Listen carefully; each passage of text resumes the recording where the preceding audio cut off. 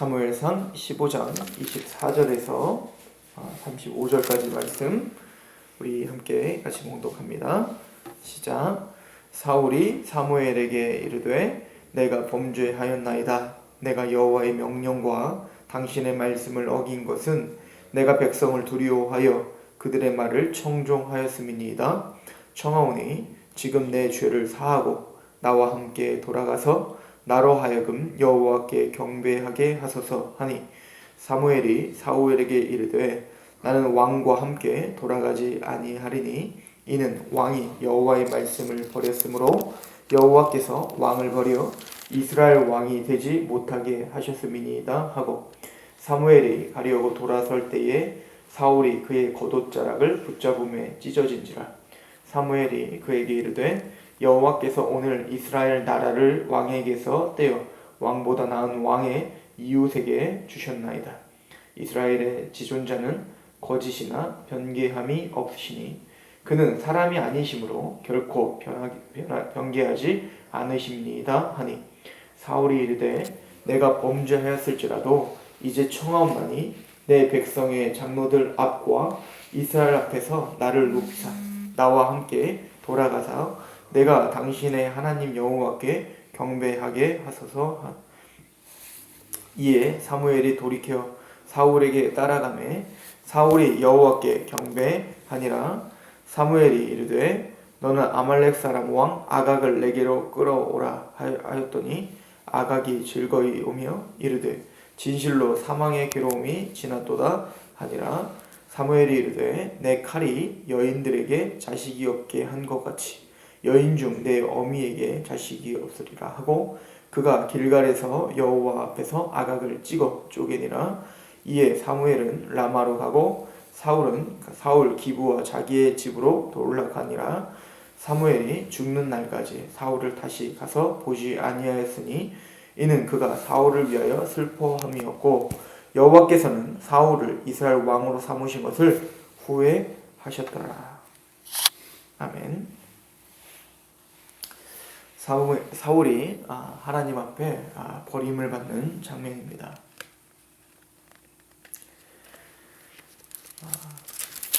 사울은 사무엘의 그 추궁 가운데 여러 가지 핑계를 댔습니다. 꼭 아담과 같이 핑계를 댔다고 우리는 지난 시간에 상고해 봤죠. 하나님께서 사무엘을 통하여 너는 아말렉을 전쟁에서 승리할 때 모두 진멸하라 라고 이야기했는데 사울은 자신의 판단하에 좋은 것, 좋은 양, 좋은 염소 그런 재물들 또 아각을 살리고 왕이죠. 그들을 살리면서 핑계를 대기를 이 모든 것들을 다 하나님께 제사를 드리기 위해서 그랬던 겁니다 라고 이야기를 했고 또 이것은 자신의 생각이 아니라 백성들, 하나님의 백성들, 당신의 백성들이 그렇게 하자 하여 나는 그랬던 것 뿐입니다 라고 했죠. 즉 하나님의 말씀과 그 명령 앞에 자신의 생각을 가미한 거죠. 하나님은 그것 자체를 굉장히 크나큰 죄악으로 봤고 사무엘은 그 죄에 대해서 선포하기를 왕이시여 여호와의 목소리를 청종하지 아니하고 탈취하기만 급급하였다라고 이야기를 했고 또한 사무엘이 이르되 여호와께서 번제와 다른 제사를 그의 목소리를 청종하는 것을 좋아하신 같이 좋아하시겠나이까?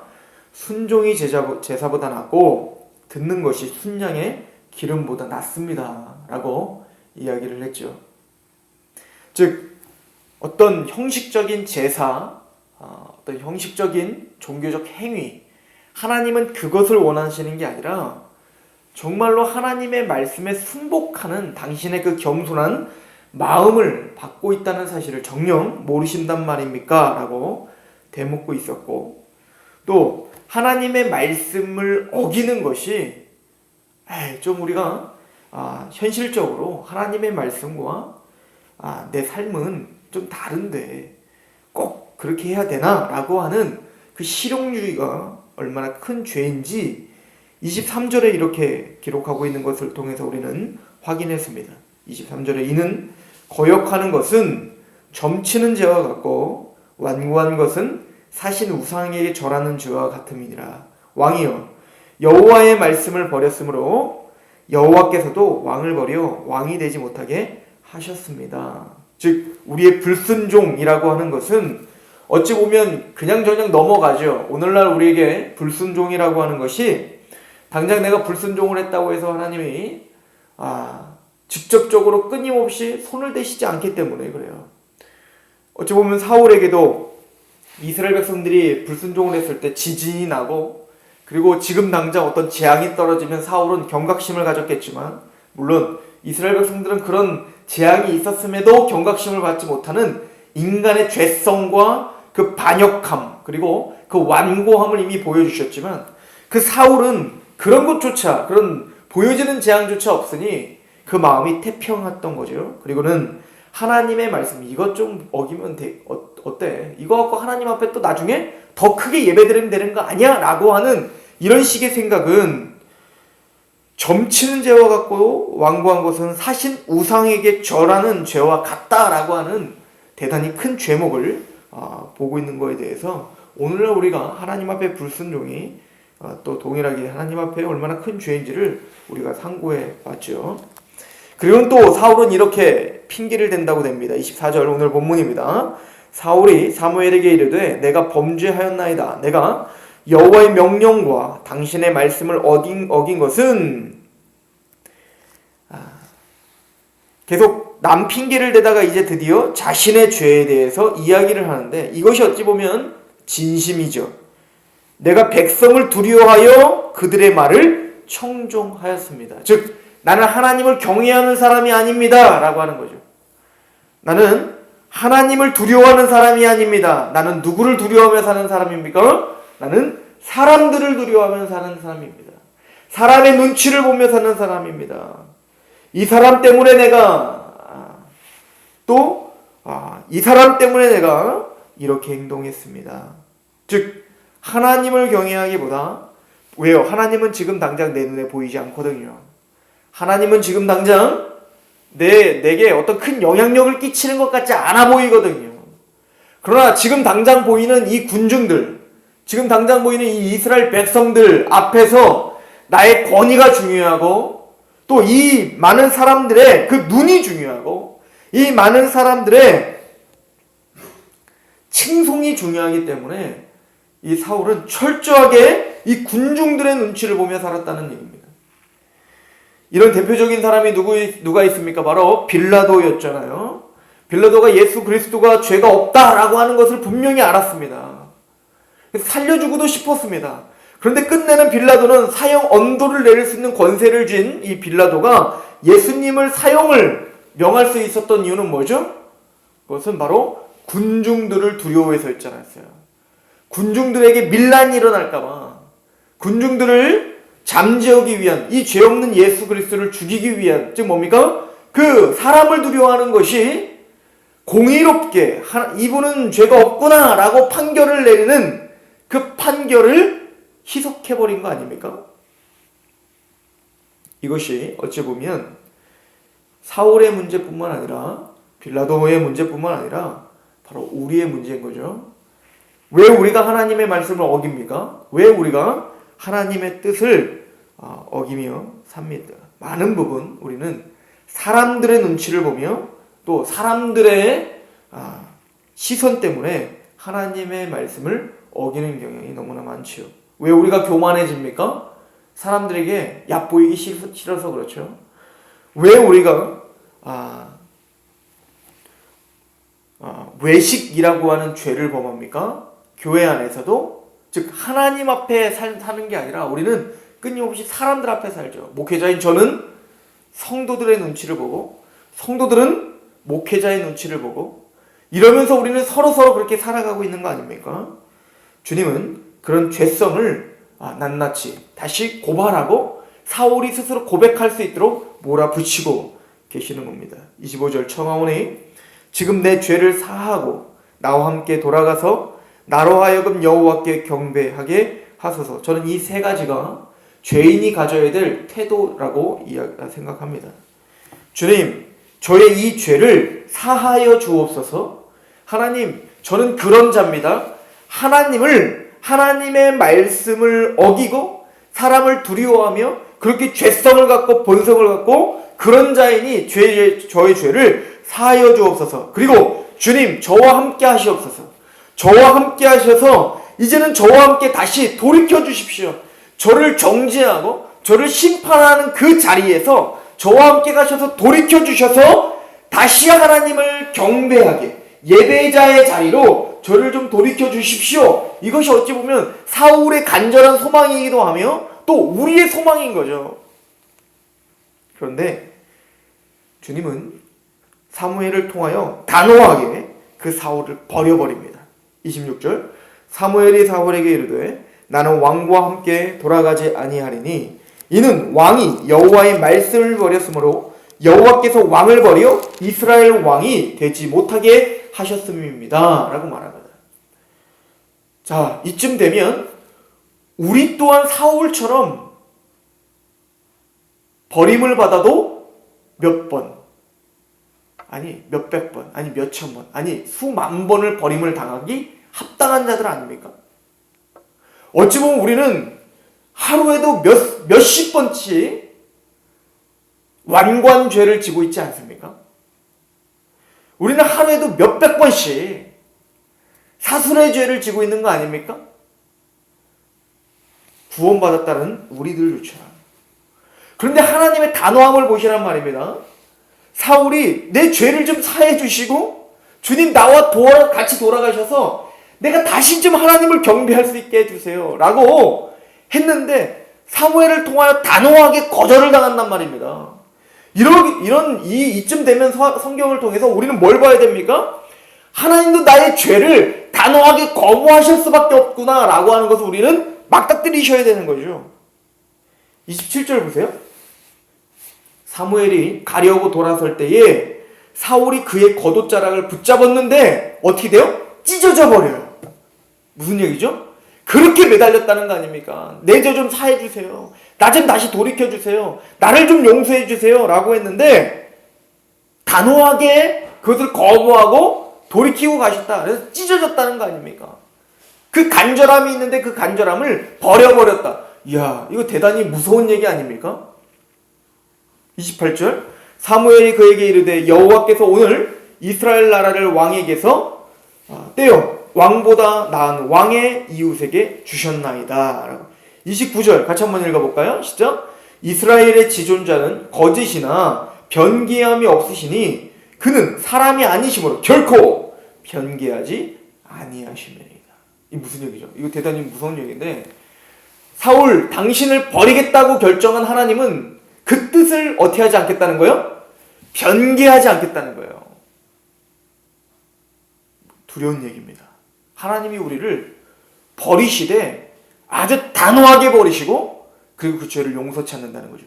다시 말씀드립니다. 우리는 사울과 같은 죄를 지금도 짓고 끊임없이 짓고 있단 말입니다. 그러면 우리는 단호하게 우리가 붙잡고 하나님 오늘도 죄를 용서해 주십시오라고 하나님께 매달려도 하나님은 그 옷자락을 찢으시며 우리를 떠나시겠다는 거죠.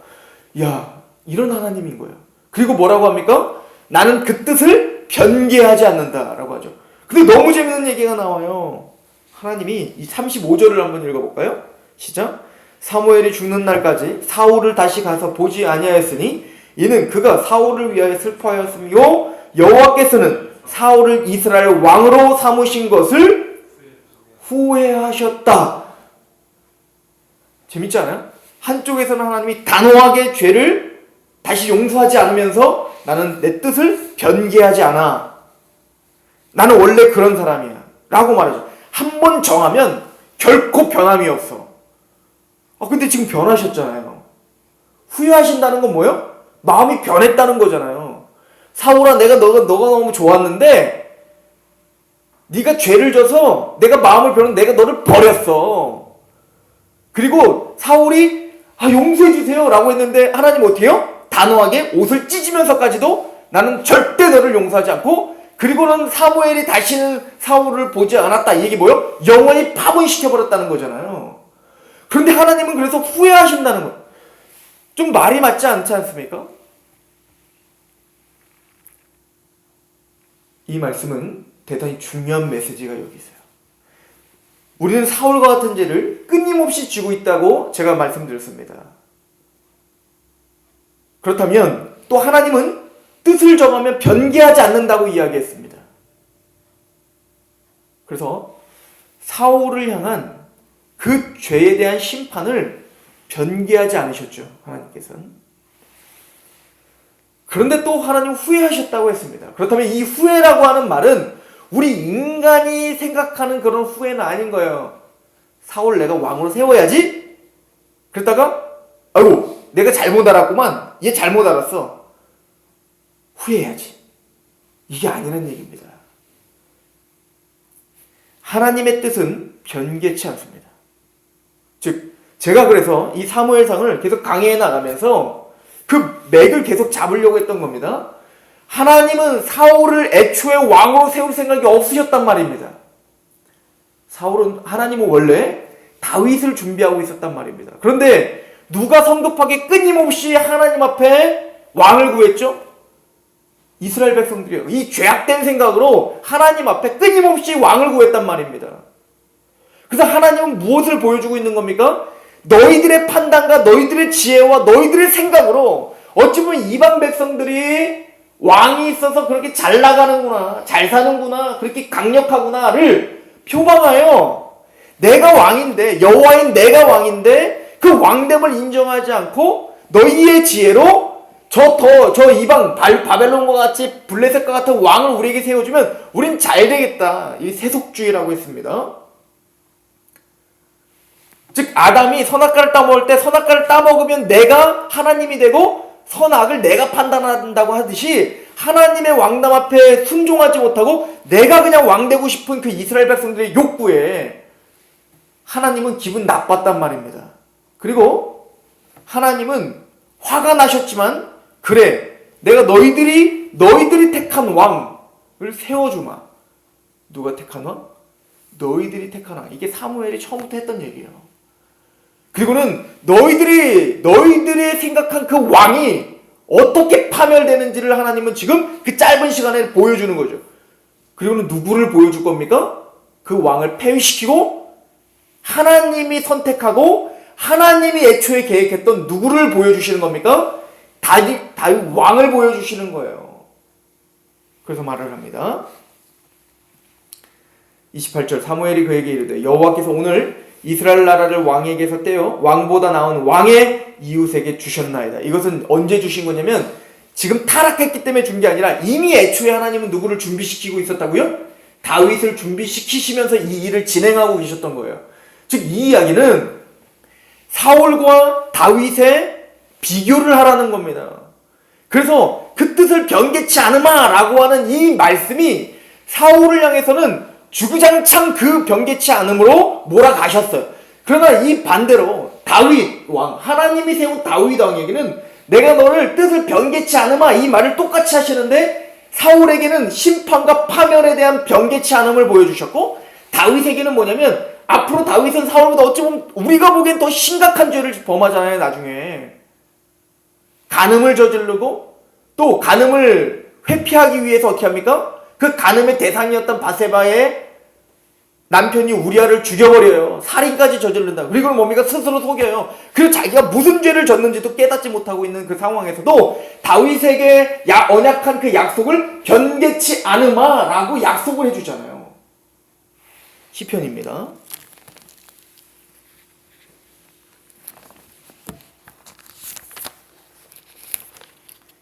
시편 89편을 가보십시오.